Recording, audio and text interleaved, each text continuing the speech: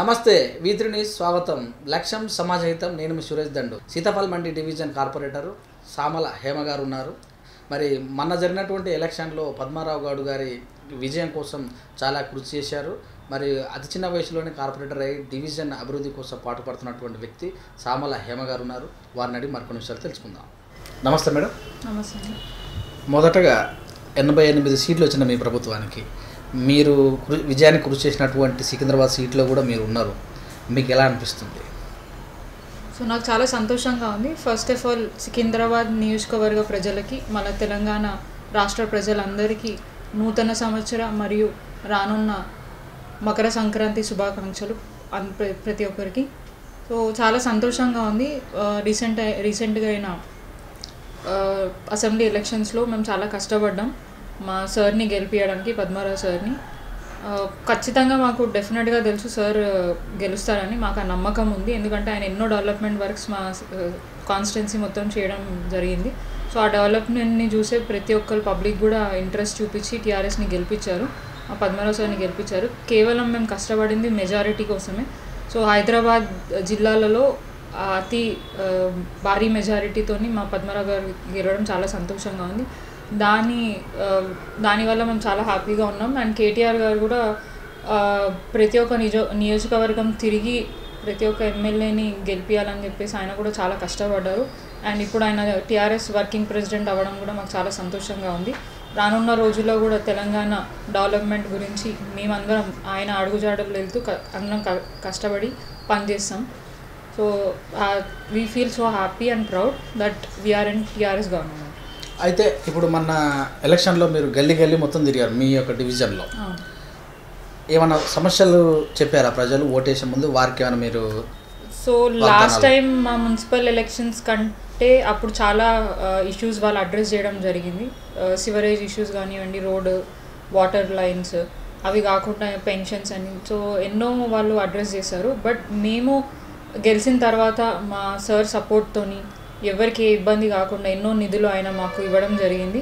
So ఆ నిధులు అవన్నీ మేము శాంక్షన్ చేయించుకొని ఎక్కడెక్కడైతే ఏవైతే ఇబ్బందులు ఉన్నాయో అవన్నిటి మీద దృష్టి పెట్టి ఎక్కడ ఏ ఇబ్బంది కలగకుండా మేము ఆ బస్తీలలో తిరిగి సమస్యలు కనుక్కొని అవి సాల్వ్ చేయడం జరిగింది. ఇంకా కొన్ని పెండింగ్ ఇష్యూస్ ఉన్నాయి. డెఫినెట్గా ఇప్పుడు మళ్ళీ గవర్నమెంట్ ఫామ్ అయ్యాక ఖచ్చితంగా మా మంత్రి గారు ఇంకా కొన్ని నిధులు మాకు ఆల్రెడీ ఇవ్వడం జరిగింది. అది కేవలం శాంక్షన్ అయ్యి వస్తే ఆ పనులు మొదలు పెట్టాలి. సో అవి కూడా అన్నీ మొదలుపెట్టి వాళ్ళకి ఏ ఇబ్బంది కాకుండా మేము పబ్లిక్లోనే ఉంటూ వాళ్ళకి ఏ ప్రాబ్లం రాకుండా మేము చూసుకుంటాం. అయితే ఇక్కడ ఈ ఏరియాలో ట్రాన్స్పోర్ట్ అంటే బాగా ప్రయాణం చేసే వాళ్ళకి చాలా ప్రాబ్లం ఉందని కూడా ఒక వార్త వినబడుతుంది. దాని గురించి మీరు చేసే కృషి ఏంటి? సో రోడ్ వైండింగ్ గురించి మేము గత 3 సంవత్సరాల నుంచి మా మంత్రి గారు బాగా కష్టపడుతున్నారు. అది చాలా చిన్న ప్రాసెస్ కాదు, అంటే ప్రాసెస్ అనేది చాలా పెద్దగా, ఎన్నో ప్రాపర్టీస్ ఉన్నాయి. సో వాళ్ళని కంపెన్సేషన్స్ అవన్నీ ఇచ్చుకుంటూ వాళ్ళకి అర్థమయ్యే విధంగా వాళ్ళని ఎక్స్ప్లెయిన్ చేసి సో వాళ్ళందరినీ మూవ్ చేయాలి కాబట్టి చాలా పెద్ద ప్రాసెస్. డెఫినెట్గా దానికి కూడా రోడ్ వైండింగ్ కూడా ఆల్రెడీ మాకు శాంక్షన్ అయింది. కేవలం ఇప్పుడు వాళ్ళని ఏవైతే ప్రాపర్టీస్ ఎఫెక్ట్ అవుతున్నాయో వాళ్ళతోని మాట్లాడి కన్విన్స్ చేసి డెఫినెట్గా ఆ రోడ్ వైండింగ్ ప్రాసెస్ కూడా మేము అతి తొందరలో చేస్తాము. ఇంకా మాకు 2 years ప్రాసెస్ ఉంది కౌన్సిలింగ్ ఈ కార్పొరేటర్కి. సో ఆ 2 ఏళ్లలో డెఫినెట్గా మేము కష్టపడి ఈ రోడ్ వైండింగ్ పెద్ద ప్రాసెస్ కాబట్టి మా మంత్రి గారితో మేము కూడా ఉండి ఆయనకు సపోర్ట్ చేస్తూ ప్రతి ఒక్కరిని కన్విన్స్ చేసుకుంటే ఈ రోడ్ వైండింగ్ ప్రాసెస్ కూడా మేము చేస్తాం. సో ఇది ఇప్పుడు ప్రజెంట్గా ఉన్న వాళ్ళకి ఇబ్బంది ఉండొచ్చు, ప్రాపర్టీస్ ఎఫెక్ట్ అయ్యేవాడు. బట్ ఫ్యూచర్లో మాత్రం ఎవరైతే అక్కడి నుంచే వచ్చేవాళ్ళు పోయేవాళ్ళు ఉన్నారో చాలా హ్యాపీగా ఫీల్ అవుతారని మేము అనుకుంటున్నాం. హరితహారం కార్యక్రమం అయితేనేమి, మరి చెత్త చెదారం అదే స్వచ్ఛ సీతాఫల్ మండి విషయంలో మీ యొక్క ప్రాముఖ్యత ఎలా ఉంది? మేము డెఫినెట్గా చాలా దాన్ని కూడా కృషి చేస్తున్నాం. ఎక్కడ అంటే మున్సిపల్ ఎలక్షన్స్కి ముందు ఎక్కడ చూసినా చెత్త విపరీతంగా ఉంటుంది, గల్లీలలో, బస్తీలలో, అక్కడక్కడ. బట్ మున్సిపల్ ఎలక్షన్స్ అయిన తర్వాత మన జనార్దన్ రెడ్డి గారు ఎన్నో ఇనిషియేటివ్ ఐడియాస్ తీసుకొని వచ్చారు. స్వచ్ఛ సర్వేక్షణ్, స్వచ్ఛ భారత్ అని చెప్పేసి అప్పటి నుంచి హరితహారం ప్రోగ్రామ్స్ కూడా నిర్వహించడం జరిగింది. మేము జిల్లాలలో ఇక్కడ ఏరియాలలో చాలామందిని అవేర్నెస్ ప్రోగ్రామ్స్ కండక్ట్ చేసి స్కూల్స్లలో, కాలేజెస్లో ఎక్కడైనా మేము ఈ ప్రోగ్రామ్స్ అన్నీ కండక్ట్ చేసి వాళ్ళకి ఇక్కడ అంటే క్లీన్లెస్ గురించి, స్వచ్ఛ భారత్, మన స్వచ్ఛ హైదరాబాద్ నీట్గా ఉండాలని ప్రతి ఒక్కరికి ఎక్స్ప్లెయిన్ చేసాం, అవేర్నెస్ కూడా తీసుకొని వచ్చాం. చాలా మటుకు ఇంప్రూవ్మెంట్ వచ్చింది. 100% అయితే రాలేదు, బట్ 60% అయితే చేంజ్ వచ్చింది. మిగతా 40% డెఫినెట్గా పబ్లిక్లో వస్తే మనం అనుకున్న అది స్వచ్ఛ సర్వేక్షణ్ ఏదైతే ఇప్పుడు నడుస్తుందో అది 100% రీచ్ అవుతామని మేము భావిస్తున్నాం. బతుకమ్మ చీరల పంపిణీ 25th క్రిస్టియన్స్ ఆ కార్యక్రమం ఎలా చేశారు మీరు? చాలా బాగైంది, చాలా సంతోషంగా ఫీల్ అవుతున్నారు. తెలంగాణ ప్రభుత్వం గత 2 సంవత్సరాల నుంచి బతుకమ్మ చీరలు క్రిస్మస్కి కానివ్వండి, లేదంటే రంజాన్కి కానివ్వండి, ఇవన్నీ వాళ్ళని పేద ప్రజలను గుర్తించుకొని వాళ్ళకు కూడా సంతోషంగా పండుగ చేసుకోవాలని వాళ్ళు మన ప్రభుత్వం గిఫ్ట్స్ ఇవ్వడం జరుగుతుంది. చాలామంది హ్యాపీగా ఫీల్ అవుతున్నారు. ఇంకా మమ్మల్ని బాగా చూసుకోవాలి, తెలంగాణ ప్రభుత్వమే రావాలి, కేసీఆర్ గారే రావాలని ప్రతి ఒక్కరు బ్లెస్సింగ్స్ ఇస్తుంటే చాలా హ్యాపీగా ఉంది. సో చాలామంది కూడా మిస్ అయ్యారు బతుకమ్మ చీరలు అంటే వాళ్ళకి తెలియక, బట్ మేము దగ్గరుండి వాళ్ళని తీసుకొని వచ్చి వాళ్ళకి ఎవరైతే ఎలిజిబుల్ ఉన్నారో వాళ్ళందరికీ ఇవ్వడం జరిగింది. వాళ్ళందరూ చాలా హ్యాపీగా ఫీల్ అయ్యారు. ఓట్ల నమోదు కార్యక్రమం జరుగుతుంది. మీ ముందు నా పెద్ద సవాల్ ఏంటంటే ఈసారి ఖచ్చితంగా కూడా ప్రతి ఒక్కరు ఓటు వేయాలి, ఎంపీ సీట్లో భారీ మెజార్టీ గెలిపించాలని ఒక ఉంది మీ ముందర. దానిలో మీ కృషి ఎలా ఉంది? అది 100% ప్రతి ఒక్కరు వాళ్ళ ఓటు హక్కును వినియోగించుకోవాలి. సో వాళ్ళు బయటికి వచ్చి మనం ఎన్ని క్యాంప్స్ పెట్టి ఎంత చేసినా పబ్లిక్ వాళ్ళే అంతటా వాళ్ళు బయట వచ్చి నా ఓటు లేదు, నేను ఎన్రోల్ చేసుకోవాలనుకుంటున్నాను అని చెప్పేసి వాళ్ళే ఇంట్రెస్ట్ చూపించుకొని చేయాలని చెప్పేసి మా ఒక ప్రయత్నం. సో మేము ఎక్కడ అయినా ఈ awareness camp, voter enrolment camps అవి కూడా బస్తీలలో, ఏరియాస్లలో అన్నింటిలో నిర్వహించడం జరుగుతుంది. మా ప్రతి ఒక్క కార్యకర్త అని వార్డ్ మెంబర్ అందరు కలిసి వాళ్ళ బస్తీలలో ఈ కార్యక్రమం ఏర్పాటు చేశారు అండ్ డోర్ టు డోర్ కూడా తిరుగుతున్నారు. రీసెంట్గా మాకు కేటీఆర్ గారి అభినందన సభ జరిగింది. దాంట్లో ఆయన చాలా నమ్మకంతో మాకు ఈ ఛాలెంజ్ ఇచ్చారు. సో ఖచ్చితంగా మేము మా సార్ని ఎలా అయితే గెలిపించామో అదే కృషి ఈ ఎంపీ ఎలక్షన్స్లో కూడా మేము కూడా పెట్టి డెఫినెట్గా ఓటర్ ఎన్రోల్మెంట్ కార్యక్రమం కూడా అలాగే నిర్వహిస్తాం. అండ్ ఎవరైతే ఎంపీ ఎవరున్నా వాళ్ళకి 100% సపోర్ట్ మేము ఇచ్చి మా తెలంగాణ ప్రభుత్వాన్ని గెలిపించుకుంటాం. ఇప్పుడు కూడా నిరంతరం ఓటర్ ఎన్రోల్మెంట్ కార్యక్రమం పొద్దున 11 గంటల నుంచి సాయంత్రం 5 వరకు నడుస్తుంది. సో అది 25 తారీఖు వరకు మనకి డెడ్ లైన్ ఉంది కాబట్టి అప్పటి వరకు మేము ఈ ఓటర్ ఎన్రోల్మెంట్ కార్యక్రమం చేసి ఎంతమంది అయితే ఎన్రోల్ చేసుకోలేదో వాళ్ళకి అండ్ ఎవరిదైతే మిస్ అయిందో వాళ్ళది కూడా ఒక ప్లాన్ ప్రకారం వెళ్తున్నాం. సో డెఫినెట్గా వాళ్ళందరికీ ఈసారి ఖచ్చితంగా వచ్చే ఎలక్షన్స్లో ప్రతి ఒక్కరు వాళ్ళు ఓటే హక్కుని వినియోగించుకుంటారు. అయితే మీరు ముఖ్యంగా కార్పొరేటర్ అయిన తర్వాత సమస్యలు ఏ సమస్యలతో మీ దగ్గరకు వస్తుంది మీ డివిజన్లో ఉన్నటువంటి ప్రజలు, వాటిని ఎంతవరకు అంటే మీరు ఏ రకంగా వాళ్ళందరినీ కూడా సంతృప్తిపరుస్తారు?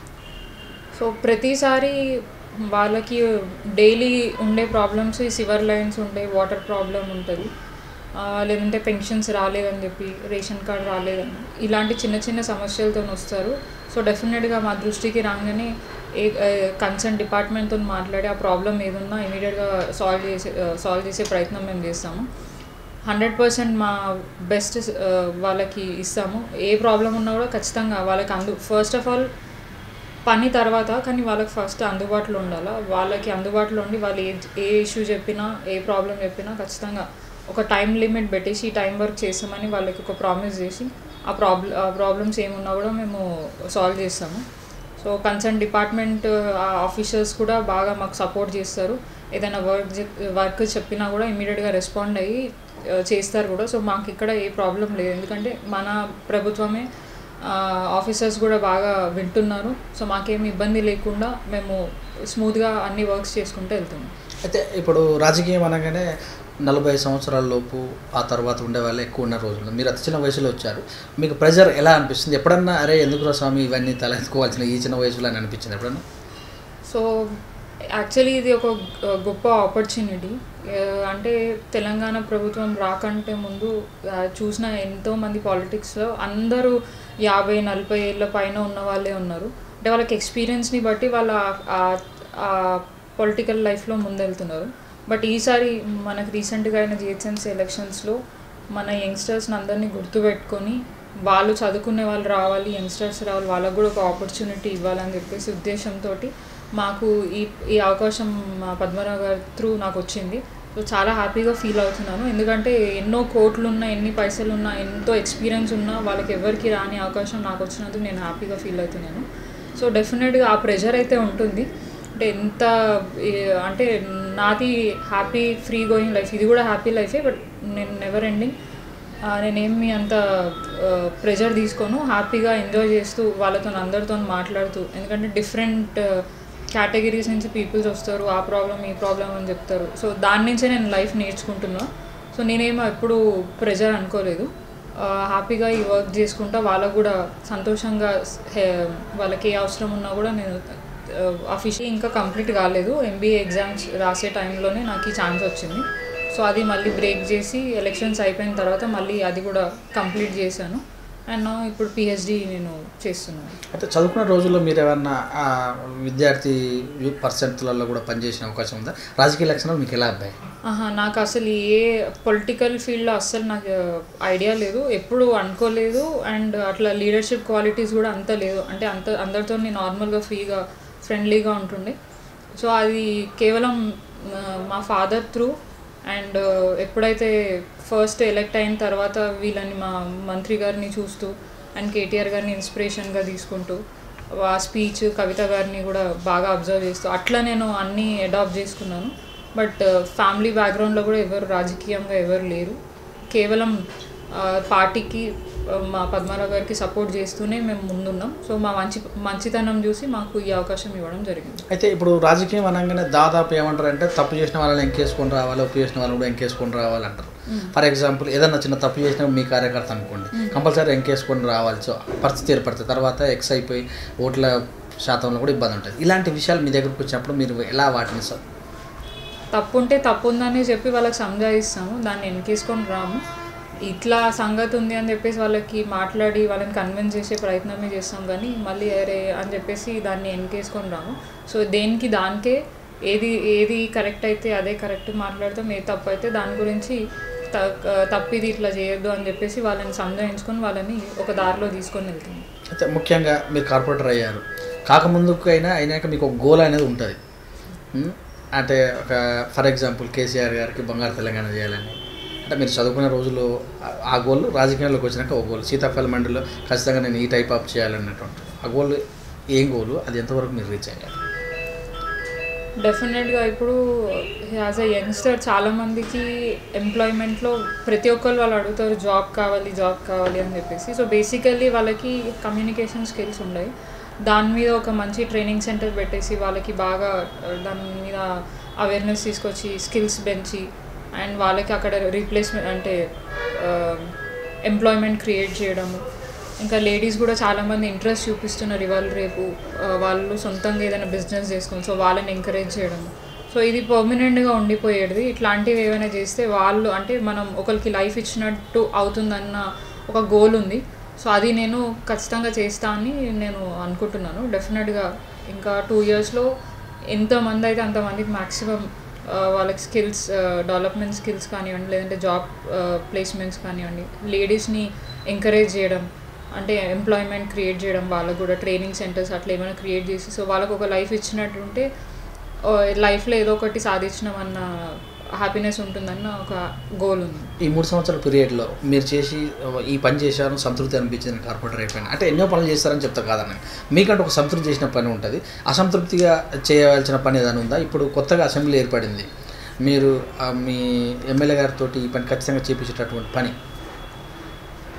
బేసికల్గా అట్లా అంత పెద్దది ఏం లేదు, ఎందుకంటే ఎవ్రీ పర్సన్తో డే టు డే ఇంటరాక్ట్ అవుతాం, వాళ్ళకి ఏదైనా సమస్యలు ఉంటే కూడా తెలుసుకుంటాం కాబట్టి ఛాలెంజింగ్ అంత ఏం అనిపించలేదు. బట్ ఏంటంటే మేము ఈ టర్మ్ అయిపోయే లోపల మ్యాక్సిమం ఏవైతే ప్రాబ్లమ్స్ సీతాఫల్ మండిలో ఉన్నాయో అవి కంప్లీట్గా తీర్చిదిద్దాలని అనుకుంటున్నాం. అంటే ఏదైనా సివర్ సిస్టమ్ కానీ ఓ 10 ఏళ్ళు 20 ఏళ్ళు అయినా కూడా వాళ్ళకి ఆ ప్రాబ్లం రావద్దు. అండ్ వాళ్ళకి పర్మనెంట్గా ఇప్పుడు ఎంతో ఇంట్రెస్ట్ తీసుకొని మంత్రి గారు వాళ్ళకి ఫంక్షన్ హాల్ కట్టిస్తున్నారు, AC ఫంక్షన్ హాల్. సో వాళ్ళది లైఫ్ లాంగ్ ఉండేది, మేము ఉన్నా లేకపోయినా అవన్నీ మా పేరుతో అది ఉండిపోతుంది కాబట్టి అలాంటివి పర్మనెంట్గా ఉండిపోయే ఏవైనా ఉంటే అవి చేద్దామన్న ఇంటెన్షన్ ఉంది. జూనియర్ డిగ్రీ కాలేజ్ ఎన్నో ఏళ్ళ నుంచి వాళ్ళు ఎంతమంది పార్టీ వాళ్ళు వచ్చినా కూడా అది చేయలేకపోయినారు, కానీ మా మినిస్టర్ గారు అది సాధించి మేము మా ఎలక్షన్స్ తర్వాత ఆ జియో రావడం జరిగింది. సో సంతోషంగా ఉంది, మా పీరియడ్లో ఆ జియో వచ్చింది, ప్లస్ అది కూడా శంకుస్థాపన రానున్న రోజుల్లో కూడా అది కూడా వేయడం జరుగుతుంది.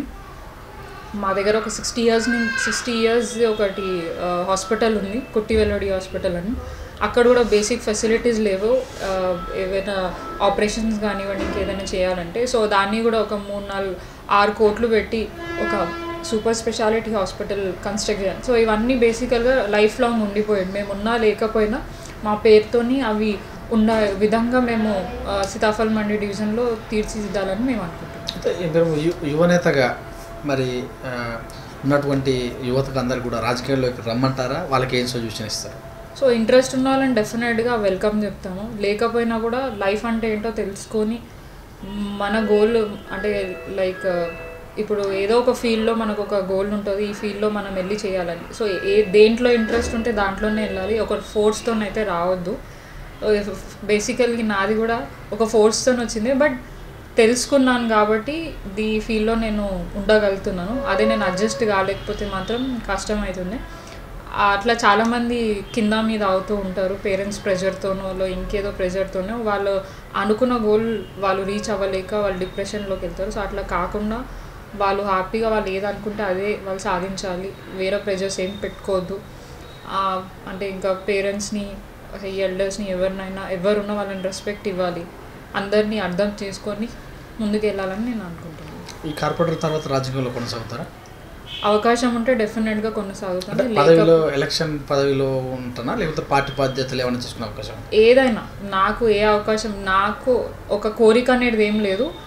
మా పనికి తగ్గట్టు మమ్మల్ని గుర్తించి ఏ అవకాశం ఇచ్చినా మేము దాన్ని నిలబెట్టుకొని ముందుకెళ్తాం. Thank you madam, thank you very much. మీ విలువైన సమయాన్ని ఎంతో బిజీ ఉన్నా కూడా మేము అడిగిన వెంటనే మాకు V3 న్యూస్కు ఇచ్చారు. మీకు మాతృతను ధన్యవాదాలు. నేను సీతాఫల్ మండికి కార్పొరేటర్గా అనుకోకుండా వచ్చాను, అయినా కూడా తృప్తిగానే ఉన్నాను. పద్మారావు గౌడ్ గారి ఆ ప్రోత్సాహంతో రావడం జరిగింది. మరి ఖచ్చితంగా అనుకున్న పనులు చేశాం. మన విజయంలో కూడా నేను కృషి చేశాను, గెలిచారు. ప్రభుత్వం రావడం, కేటీఆర్ గారు వర్కింగ్ ప్రెసిడెంట్ కావడం కూడా చాలా అనుకూలమైన విషయాలు. చూస్తూనే ఉండండి V3 న్యూస్. కెమెరామ్యాన్ సునీల్తో మీ సురేష్ దండు.